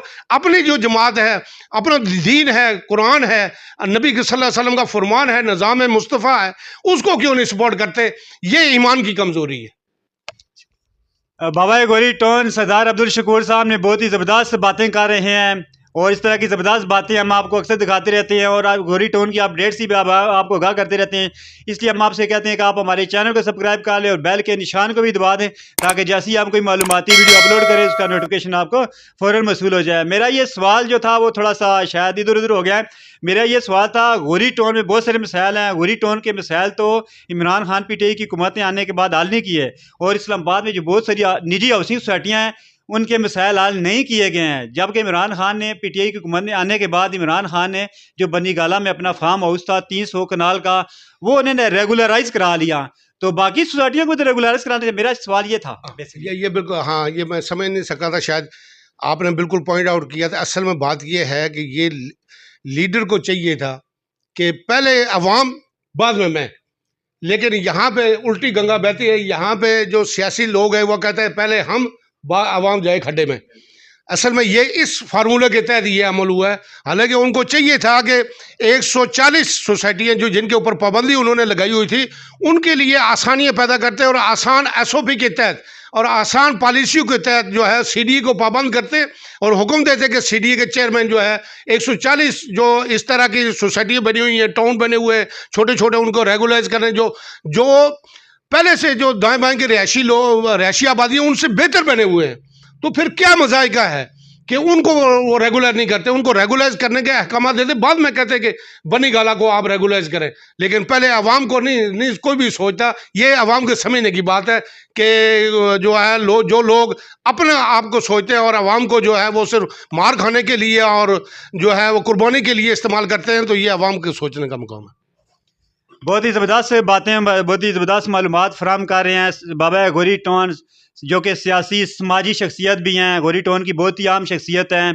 तो आप हमारे चैनल को, इसलिए मैं कहता हूँ आप हमारे चैनल को सब्सक्राइब करें, बेल के निशान को भी दबा दें, ताकि जब भी हम कोई मालूमाती वीडियो अपलोड करें इसका नोटिफिकेशन आपको मौसूल हो जाए। आप बात करते हैं, हम बातें आप बड़े गौर तोरियों के साथ सुन रहे हैं। मेरे ख्याल से 1 घंटा होने वाला है और आप हमारे चैनल पे अभी तक आप हमारे चैनल को देख रहे हैं। गौरी टोन के बारे में आप मालूमात हासिल कर रहे हैं। आखिरी सवाल हमारा बाबा गौरी टोन सरदार अब्दुल शकूर साहब से, गौरी टोन फेज़ 7 में जो बिजली की सूरत हाल है उसके बारे में बताएं, क्योंकि जो हमारे चैनल के देखने वाले नाजरीन हैं वो ना सिर्फ अंदरूनी मुल्क बल्कि सऊदी अरब, UAE में भी बैठे होते हैं। अक्सर हमें कॉल करके जो बिजली की सूरत हाल है, बिलखसूस गौरी टोन फेज़ 7 में बिजली आने की सूरत हाल, उसके बारे में अक्सर सवाल कर रहते हैं। तो गौरी टोन में जो फेज़ 7 है उसकी बिजली की ताज़ा तीन अपडेट क्या है वो बता दें। जी चांद भाई, अल्लाह पाक आपको राज़ी रखे कि आप लोगों के मसाइल जो है उसके ऊपर पर्दा कुशाई कर रहे हैं। असल में ये है कि ये जो डेवलपर है ना, इन्होंने ये डेवलपमेंट के चार्जेस जो है हमसे मायदे किए थे, ये बिजली और सुई गैस की लाइनों के लिए के वसूली के लिए किए थे। अब ये उनसे मुनहरफ हो चुके हैं, खा पी गए हैं पैसे, बाकी भी खा पी गए हैं, तो ये भी खा पी गए हैं। असल में ये डेवलपर का काम था कि बिजली, गैस की लाइनें, पानी, ये जो है हर प्लाट के आगे बचा कर देना। इन्होंने वादा किया था वो पम्फलेटों के अंदर जब ये प्लाट बेच रहे थे। तो ये अब आपने फिर भी हमने जोर ज़बरदस्ती करके इनको दबाव करके राजा अली अकबर के राजा जहांगीर अकबर से हमने 1 करोड़ रुपया लिया, 1 करोड़ कुछ समथिंग। इसी तरह चौधरी अब्दुल रहमान साहब से 1 करोड़ समथिंग लेकर जो है हमने इनकी कमेटी को दिया, और जबकि ये सारे पैसे इनके जिम्मे थे। 4 करोड़ 36 लाख का जो HT लाइन लाने का जो डिमांड नोटिस था, ये इनको मुकम्मल करना चाहिए था। चौधरी उस्मान साहब से हमने कहा कि आप दें अपने हिस्से का, तो वहाँ पे अकबर रेजिडेंशिया के लिए, अकबर इनकलेव के लिए, तो उन्होंने वादा करके 10 लाख रुपया दे दिया, 40 लाख रुपया डिसऑनर हो गया, और वो जनाब अल्लाह D2 से बिल्कुल बैठ गया। और अब दोबारा हमने मायदा किया, अभी तक उसका कोई आउटपुट नहीं निकला। तो ये समझता हूँ कि ये बेसिकली गौरी टाउन के जो डेवलपर हैं, ये डेवलपमेंट फंड इसी वजह से इकट्ठा करते हैं, लोगों से वसूल करते हैं कि ये चीज़ें हम आपको फैसिलिटीज़ देंगे। ये तो बुनियादी चीज़ें हैं, ये इनकी जिम्मे आती है। लेकिन यहाँ पे आप देख लें, कोई इसकी जिम्मेदारी कबूल करने के लिए तो खा पी गए, वो भी खा पी गए, इनके चूल्हे जल रहे हैं, इनकी अय्याशी हो रही हैं इन पैसों के डेवलपमेंट फंड की वजह से। तो ये भी हमने लोगों से 50-50 हज़ार, 20-20 हज़ार जो है यहाँ पे जो अलाटीज़ हैं उनसे लेकर इनको दिया, और वो इसका डिमांड नोटिस जमा हुआ। आगे फिर जो है गलियों को तफसील के लिए 5-6 करोड़ रुपए का एक और डिमांड नोटिस है जो आने वाला है, और मेरे ख्याल में वो उसके बाद ही ये फिर बिजली का जो है वो मसला हल होगा। लेकिन बिजली आ जाएगी यहाँ पे फेज़ 7 तक। जो बिजली HT लाइन है, अब उसमें कोई रुकावट नहीं है, इंशाल्लाह ताला वो अब पहुँच जाएगी। देर सवेर ये इसलिए है कि बहुत सारे हमारे अंदर जो है लोग ऐसे हैं कि चाहे डेवलपर ही है, वो भी साजिशें करते रहते हैं कि ये थोड़ी देर हो जाए और ये ऐसे ना प्लाटों के रेट बढ़े, हमें जो पैसे वापस करने हैं वो बहुत बड़े पैसे वापस करने पड़ जाएं। ये बहुत सारी साजिशें होती हैं, जो अंदर खाने होती हैं, जिनको वो हम जो है वो ऑब्ज़र्व तो करते हैं, लेकिन ओपन नहीं करते कि उससे हमारा फिर नुकसान होता है। जी शुक्रिया सरदार अब्दुल शकूर साहब। गौरी टाउन में जो बिजली की सूरत हाल है उसके पे हमने वीडियोस भी अपलोड किए, वो भी आप देख सकते हैं। अभी आपको सरदार अब्दुल शकूर साहब ने बिजली की ताज़ा तरीन जो अपडेट है गौरी टाउन फेज़ 7 के बारे में, उसके बारे में बताया है। हम आपको गौरी टाउन के बारे में ताज़ा तरीन अपडेट से आगाह करते रहते हैं, इसलिए हम आपसे कहते हैं आप हमारे चैनल को सब्सक्राइब कर लें और बेल के निशान को भी दबा दें, ताकि जैसी गौरी टाउन के बारे में कोई अपडेट हो, बिलखसूस गौरी टाउन में रजिस्ट्रियों के बारे में, गौरी टाउन में फेज़ 7 में बिजली के बारे में, गौरी टाउन में जो गैस पे पाबंदी लगी है उसके बारे में, जब पाबंदी ख़त्म होगी फ़ौरन हम वीडियो अपनी अपलोड करेंगे, तो आपको उसका फौरी तौर पे नोटिफिकेशन वसूल हो जाएगा। इसलिए आप हमारे चैनल को सब्सक्राइब कर लें और बेल के निशान को भी दबा दें। और आज हम सरदार अब्दुल शकूर साहब का बेहद शुक्रिया अदा करते हैं अपनी तरफ से भी और आप लोगों की तरफ से भी कि उन्होंने इतनी अच्छी ज़बरदस्त मालूमात फराहम की हैं। आपने उनकी पूरा इंटरव्यू बड़ी दिलजमी के साथ देखा और सुना है, और मैं अपनी तरफ से आपकी तरफ से भी सरदार शकूर साहब का शुक्रिया अदा करता हूँ। शुक्रिया सर। जी बहुत शुक्रिया चंद भाई, अल्लाह तबारक ताला आपको भी ये हिम्मत दे, और आपका शुक्रिया अदा करते हैं हम गोरी टाउन के के हवाले से, जो आप इशू को जो हाईलाइट करते हैं और बेहतरी के लिए जो काम कर रहे हैं। और ये मैं समझता हूँ कि आपका मुस्बत कदम है, और आप ऐसे लोगों को लाजमी जो मदऊ किया करें जो इसके बारे में सही सूझबूझ रखता है, ताकि ये सिर्फ सियासी पहलू नहीं है, ये इंतज़ामी पहलू भी है। और बहुत सारी ऐसी चीज़ें हैं जो आम पब्लिक को नहीं पता होती है, और जहाँ पे हम लोग मेहनत कर रहे होते हैं वो भी उजागर होती हैं। और अल्लाह तबारक ताला से दुआ है कि अल्लाह ताला इन जो इंतज़ामिया है इनको जो है राह रास्त पर लाए, और अल्लाह पाक अपना खौफ इनके दिलों में डाले, और इनको जो है ये इनको तौफीक मौजूद है, ये नहीं कि तौफीक नहीं है, ये सारी चीज़ें इनके पास जो मौजूद है ये तौफीक ही है, सिर्फ इनको देने की जो है वो नहीं है। शायद अल्लाह पाक इनको गिरफ्त में लाना चाहते हैं। तो जो कल परसों हमारा, अगर इन्होंने 2 दिन के अंदर ऑफिस ना खोला तो हमारा जो एहतजाज होगा इंशाअल्लाह ताला वो बड़ा भरपूर किस्म का होगा, और इनकी जान नहीं छूटेगी जब तक ये लोगों के हुकूक अदा नहीं करते और मुतासिरीन का मसला हल नहीं होता। बहुत शुक्रिया जी। सरदार अब्दुल शुक्र साहब का हम शुक्रिया अदा करते हैं। और जब ये इलेक्शन लड़ेंगे, लोकल गवर्नमेंट का इलेक्शन का ऐलान होगा इस्लामाबाद में, तो उस वक्त भी हम इनके इंटरव्यूज कार्ड करके आपको ताज़ा तरीन मालूमात से आगाह करेंगे। गोरी टाउन के बारे में ताज़ा तरीन मालूमात के लिए देखते रहिए चांद प्रॉपर्टी नेटवर्क। मिलते हैं एक नई वीडियो के साथ। पाकिस्तान जिंदाबाद।